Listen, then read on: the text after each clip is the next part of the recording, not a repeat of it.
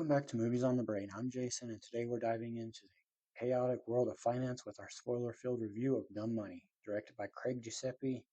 This movie takes us on a wild ride through the GameStop stock frenzy, starring the incredible Paul Dano, Seth Rogen, and Sebastian Stan. Dumb Money is a thrilling, hilarious, and sometimes shocking look at how a group of amateur investors turned Wall Street upside down. Buckle up because we're about to break down every twist and turn, reveal all the behind the scenes secrets, and give you our take on this financial roller coaster. Remember, this is a spoiler review, so if you haven't seen Dumb Money yet, hit pause, go watch it, and then come back to join the conversation. Let's get into it. How did Dumb Money do in the box office? Well, Dumb Money opened in theaters on September 15th, 2023, with a budget of $30 million. During its 9-week theatrical run, it earned $13.9 million domestically and $6.7 million internationally, bringing its worldwide total to $20.7 million worldwide. Its opening weekend saw it earn $220,947 and closing the box office that weekend at number 21, finishing behind A Haunting in Venice, which was at number 2, The Retirement Plan at number 12, and Camp Hideout at number 15, all of which opened that same weekend. From September 22nd through October 19th, it had a surge of interest, moving it up into the top 10 for 4 weeks, and then finished its box office run on November 16th at number 37. Now let's check out the plot. Keith Gill is a middle-class man working as a financial analyst in Brockton, Massachusetts. During his spare time, he frequently visits the stock market subreddit r/Wall Street Bets, posting his opinions on it via YouTube live streams under the name Roaring Kitty. He struggles to provide for his family, and his YouTube work is constantly mocked by his brother Kevin as nerdy garbage. In July 2020, at the height of the COVID-19 pandemic, Keith notices that video game retailer GameStop's stock is falling and sinks his life savings into buying stock in it, regularly live streaming updates with his viewers. Despite Kevin and several peers claiming that this is a waste of time, by January 2021, activity on r/Wall Street Bets reveals that several hedge fund investment firms, including Melvin Capital Management and its founder Gabe Plotkin, had been short selling the stock in the chain on the assumption it would close, causing a mass increase in GameStop's overall stock price when online stock buyers, including struggling nurse Jennifer, GameStop retail employee Marcos, and University of Texas at Austin couple Riri and Harmony start aggressively buying stock, causing Plotkin and other investment CEOs to lose hundreds of millions of dollars within the same time frame, and Keith to be heralded as a financial guru. Things take a turn when r/Wall Street Bets is temporarily shut down for inflammatory and vulgar content, causing a mass surge of panic selling in GameStop's stock in an attempt to beat a perceived price drop.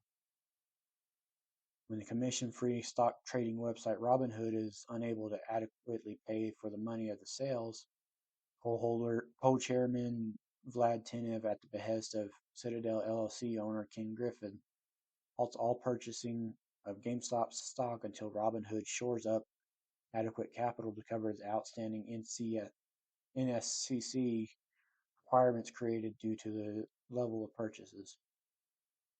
They are able to raise the $3 to $4 billion necessary, but the subsequent negative backlash results in an investigation by the United States House Committee on Financial Services, with Tenev, Griffin, Plotkin, and Keith all being subpoenaed. The former three for their roles in the fiasco, and the latter on suspicion of using the situation to trick the public into making himself rich. As the investors struggle to defend their actions, Keith adamantly denies any wrongdoing, stating he would only do what anyone with a passing awareness of investment banking would do in that situation. In the aftermath, Post-text shows how several of the individuals were affected. Plotkin was forced to shut down Melvin Capital because of the net losses the incident caused. Robin Hood was the target of several lawsuits following the fiasco and wound up starting in the stock market significantly lower than it was prior. Harmony was able to use the money she obtained to pay her family's debt and continues her relationship with Riri. Marcus sold half of his GameStop stock and quit his position in the company. Jennifer remains in debt but has retained her shareholding. Keith retired from YouTube in late April to get out of the public eye and sold part of his stock to get Kevin an expensive car as a way to stop his nagging about how he will not loan him his car for food deliveries. Now let's check out the cast and some of the other roles they've had. Paul Dano as Keith Gill. Other roles for Paul Dano include the Riddler in The Batman, Wayne in Little Miss Sunshine, and Caspian Keyes in the TV show Pantheon. Pete Davidson as Kevin Gill. Other roles for Pete Davidson include Blackguard in The Suicide Squad, Mirage in Transformers Rise of the Beasts, and Scott Carlin in The King of Staten Island. Vincent D'Onofrio as Steve Cohen. Other roles for Vincent D'Onofrio include Gomer Pyle in Full Metal Jacket, Robert Gorin in the TV show Law and Order: Criminal Intent, and Wilson Fisk in some of the MCU television series. America Ferrera as Jenny. Other roles for America Ferrera include Astrid Hofferson in How to Train Your Dragon series, Amy Sosa in the TV show Superstore, and Thunder Monkey in Lords of Dogtown. Myha'la Herrold as Riri. Other roles for Myha'la Herrold include Jordan in Bodies, Bodies, Bodies, Harper Stern in the TV show Industry, and Journey in the TV show Moon Girl and Devil Dinosaur. Nick Offerman as Ken Griffin. Other roles for Nick Offerman include Ron Swanson in the TV show Parks and Recreation, Norman in Sing 1 and Sing 2, and Deputy Chief Hardy in 21 Jump Street and 22 Jump Street. Anthony Ramos as Marcos Barcia. Other roles for Anthony Ramos include Ramon in 2018's A Star is Born, Noah Diaz in Transformers Rise of the Beast, and Mars Blackman in the TV show She's Gotta Have It. Seth Rogen as Gabe Plotkin. Other roles for Seth Rogen include Ben Stone in Knocked Up, Ron Garner in the TV show Undeclared, and Bob in Monsters vs. Aliens. Talia Ryder as Harmony Williams. Other roles for Talia Ryder include Tessa in 2021's West Side Story, Claire in Hello, Goodbye, and Everything in Between, and Lillian in The Sweet East. Sebastian Stan as Vlad Tenev. Other roles for Sebastian Stan include Bucky Barnes in the MCU films, Carter Bison in the TV show Gossip Girl, and Blaine in Hot Tub Time Machine.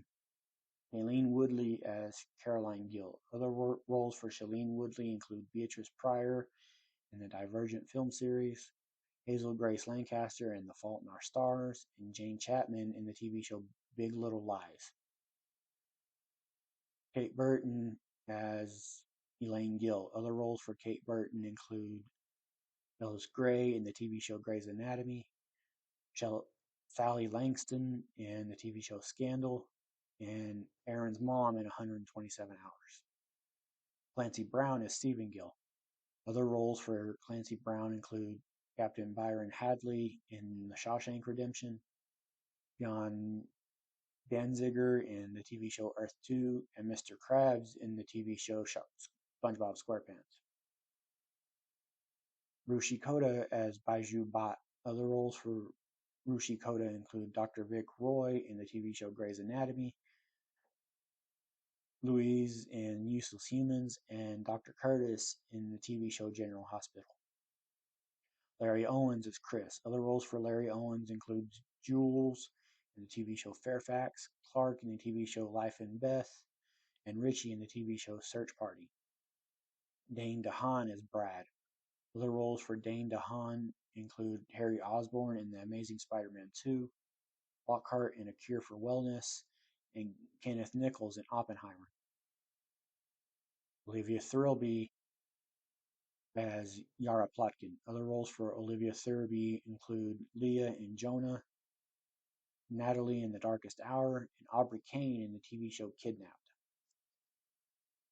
Dennis Akdinis as Brigsby. Other roles for Dennis Akdinis Akdinis include Barachel in I Frankenstein, Raph in the TV show As the Bell Rings, and Aladdin in the TV show Once Upon a Time. David Faber as himself.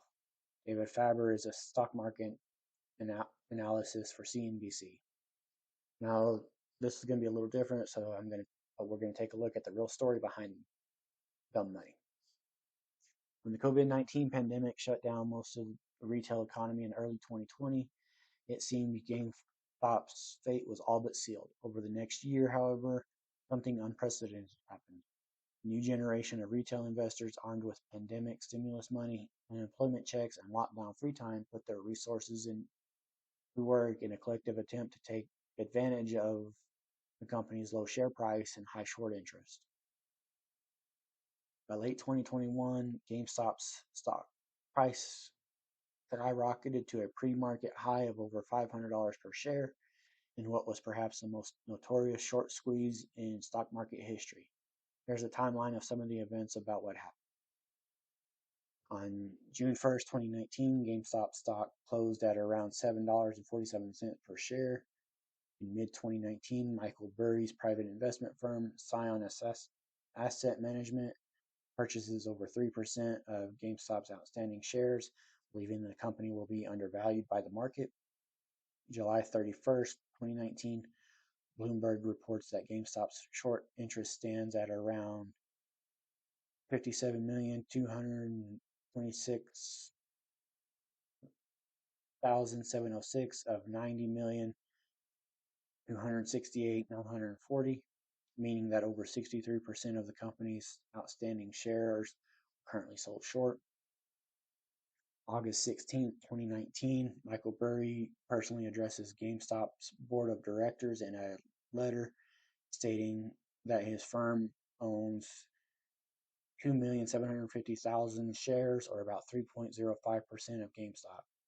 Burry expresses concerns regarding capital management and urges the company's leadership to continue to use its cash to complete large stock buybacks in order to increase the company's earnings per share.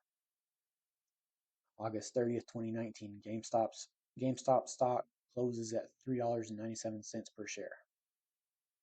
September 30th, 2019. By the end of 2019's third fiscal quarter, the company had repurchased and retired about 34% of its outstanding shares. December 31st, 2019, GameStop stock closes at $6.08 per share. July 2020, Keith Gill, also known as Roaring Kitty, begins releasing YouTube videos explaining that he had held a position in GME since mid-2019, around the same time Burry bought into the company. When believes the company is undervalued and overshorted, Gill makes the same case on Reddit's r/Wall Street Bets as user deep fucking value. August 31st, 2020, GameStop stock closes at $6.68 per share. November 2020. By November 2020, Ryan Cohen, an activist investor known best for his former role as CEO of Chewy, an online pet supply retailer, has purchased over 10% of GameStop's outstanding shares.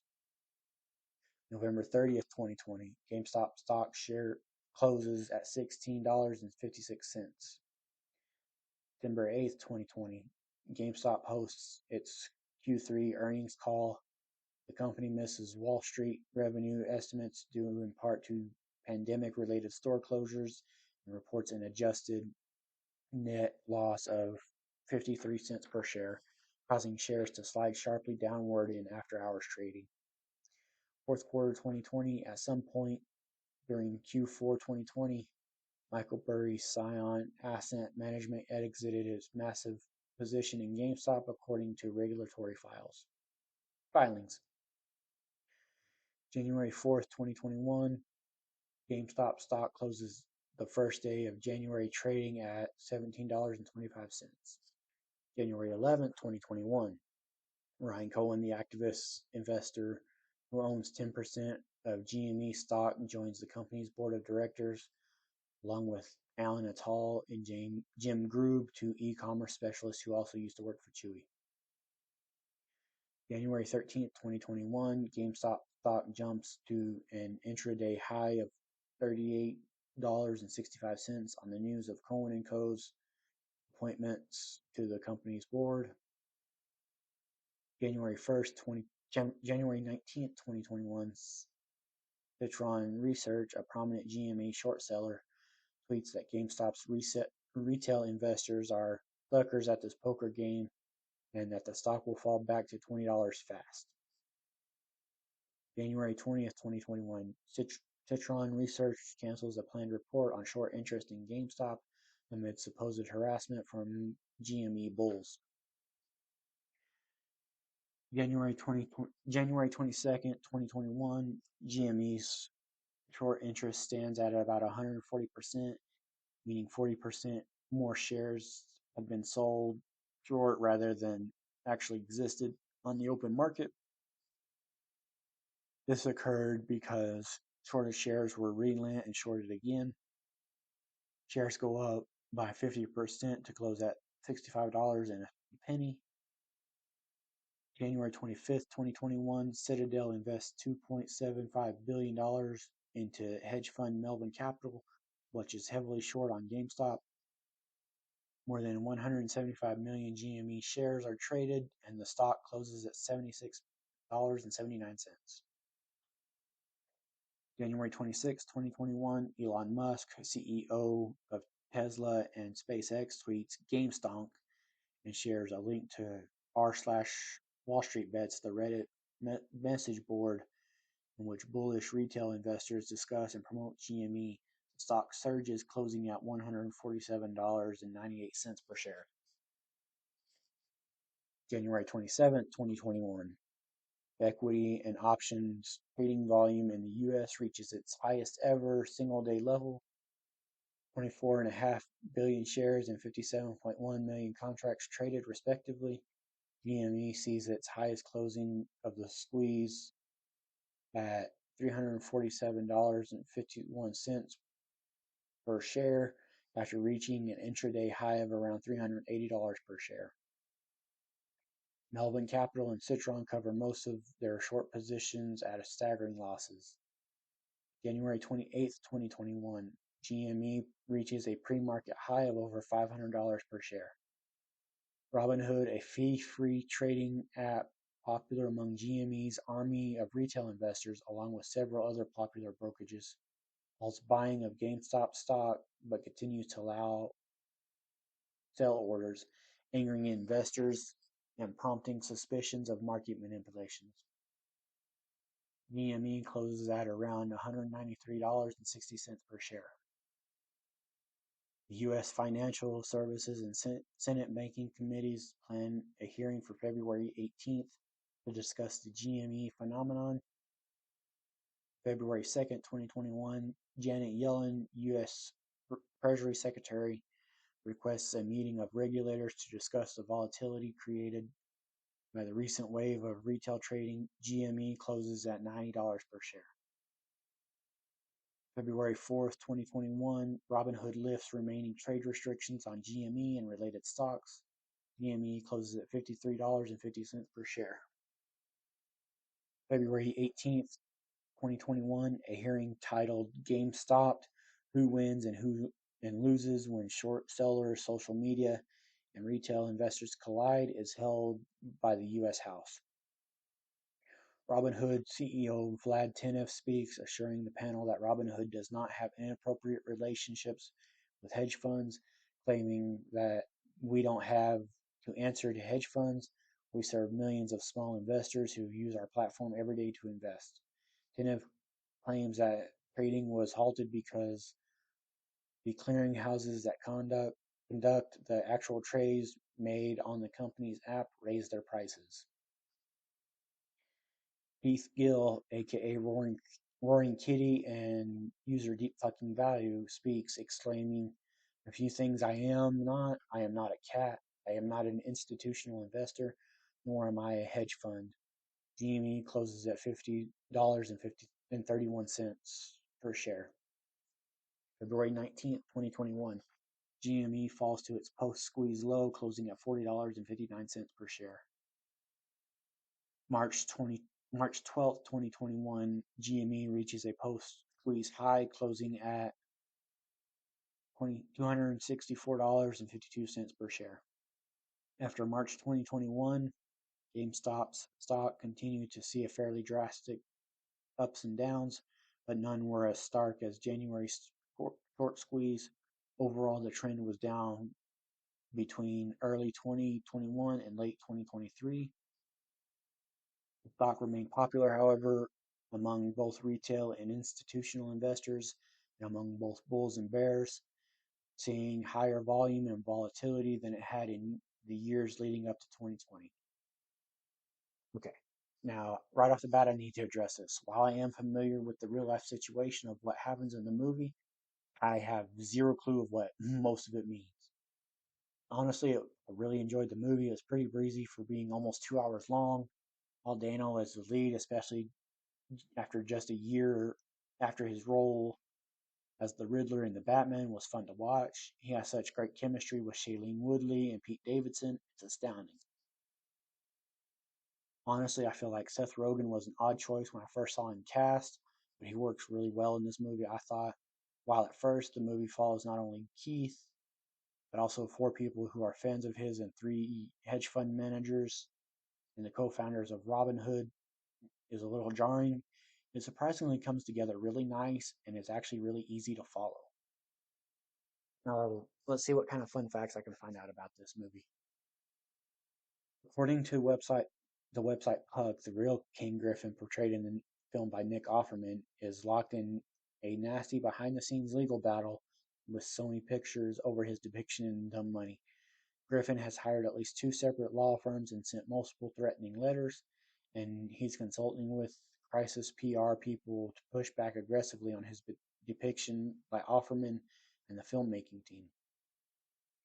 Griffin claims the movie crosses the line into the knowingly false and defamatory portrayal of Ken and Citadel Securities. The Puck writer concluded Griffin seems unaware of the Streisand effect, but perhaps his PR person can explain it to him. The red microphone on his desk and the picture of the kitten in the background, along with Gil's red bandana hanging above it as a sign of rebellion when he gives his online testimony, are all accurately portrayed in this film. One montage contains clips of Matthew McConaughey in The Wolf on Wall Street and Christian Bale in The Big Short. Both films saw significant resurgences in popularity in early 2021 due to the GameStop short. Two of the executive producers on the film are the famous Winklevoss twins, Tyler and Cameron. The two took on Facebook creator Mark Zuckerberg in a lawsuit that was dramatized in the film The Social Network. That film was based on the book The Accidental Billionaires, written by Ben Mesrich, who wrote the book that inspired the film The Antisocial Network. In one scene, the Steve Cohen character is seen wearing a New York Mets hat. The real Steve Cohen owns the Mets. The beer that Paul Dano drinks in the beginning is Grimshaw. The beer is brewed in a small town of Fort Bragg, California. The film reunites Sebastian Stan, Seth Rogen, Nick Offerman, and director-producer Craig Giuseppe after their collaboration in the miniseries Pam and Tommy. Stan and Giuseppe also worked on I, Tonya. And that wraps up our deep dive into Deep Money. I hope you enjoyed this wild financial journey as much as I did. Craig Giuseppe's direction, paired with standout performances by Paul Dano, Seth Rogen, and Sebastian Stan, made this movie an unforgettable ride through its ups and downs of the stock market madness. Don't forget to leave your thoughts in the comments below. Did Dumb Money make you laugh, gasp, or even reconsider your stock investments? We want to hear it all. If you enjoyed this spoiler-filled review, give us a thumbs up and subscribe to Movies on the Brain for more reviews, insights, and movie fun. Thanks for watching, and remember, hit that notification bell so you never miss an update. I'm Jason, and until next time, keep those movie reels spinning, and your portfolio is diversified. We'll see you soon.